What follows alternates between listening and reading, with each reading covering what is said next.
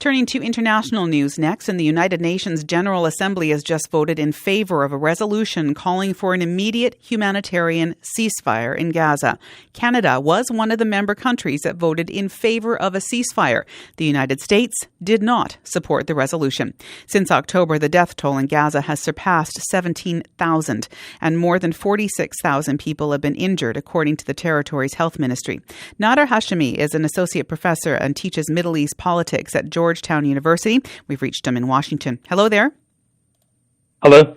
What's the significance of this resolution being passed by the UN General Assembly?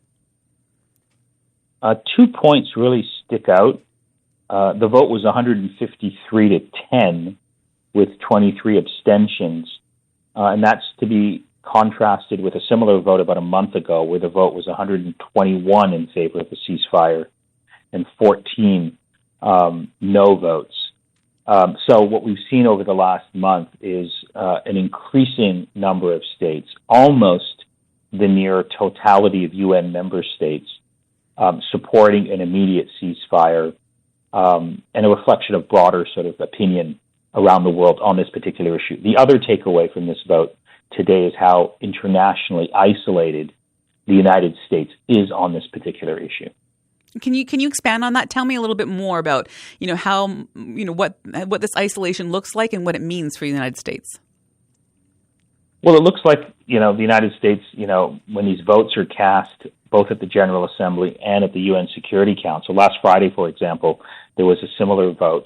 The United States, again, stood alone against the world, vetoing the resolution, effectively sending a message to the world that once again it is solidly standing by Benjamin Netanyahu as it prosecutes this war.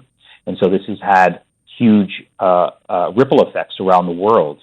I think China and Russia are benefiting from this state of affairs by pointing to gross American hypocrisy on the rules of the international system, where the United States is seen as applying clear double standards in terms of its position on international law and questions of aggression, annexation, and war crimes when it comes to Eastern Europe and Ukraine, and then doing something very different, in many ways 180 degrees different in the context of Israel-Palestine.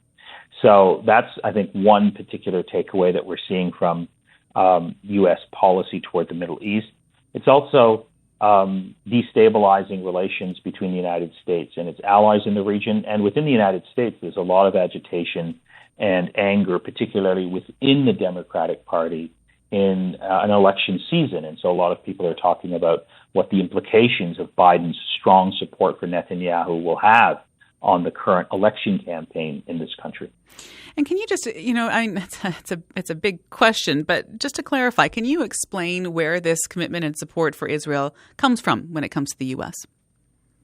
Well, it's longstanding because of sort of the history of anti-Semitism in the West, the horrors of the Holocaust, the need to address that historic injustice, and by virtue of supporting a strong, secure state for Jews in the Middle East, which is their historic homeland as it is the historic homeland of the Palestinians. So that's, I think, a big part of it. There's also geostrategic reasons why the United States supports Israel. Israel is a major military power, 4th or 5th largest, most sophisticated in the world. The United States views Israel as an ally to project power in the region.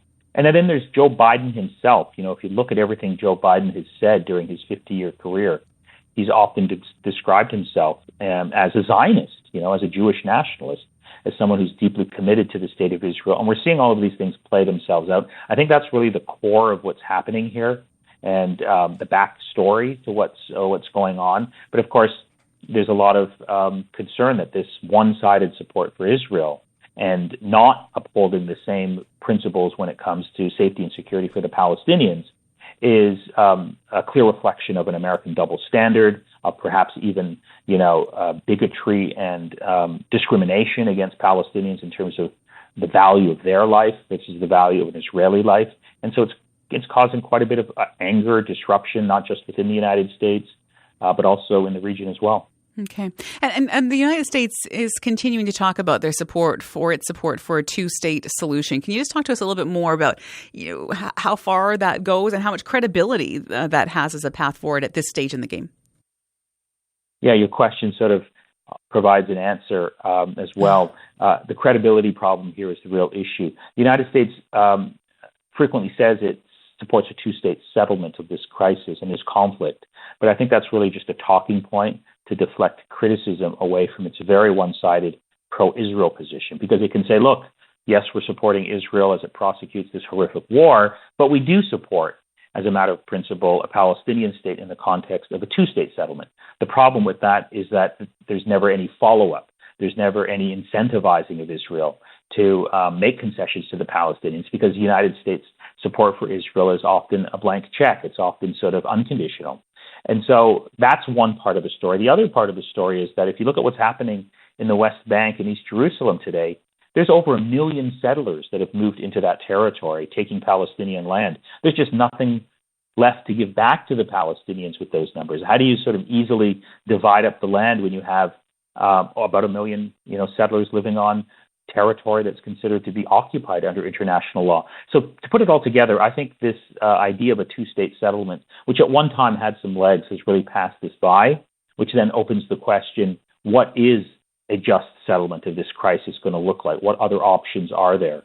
And, to have that discussion, you'd have to invite me onto your program again for a much longer conversation. Well, I'm grateful for the time that you have made for us, and I'm looking forward to our next conversation. I really appreciate your insight. Thank you so much for this, Nader.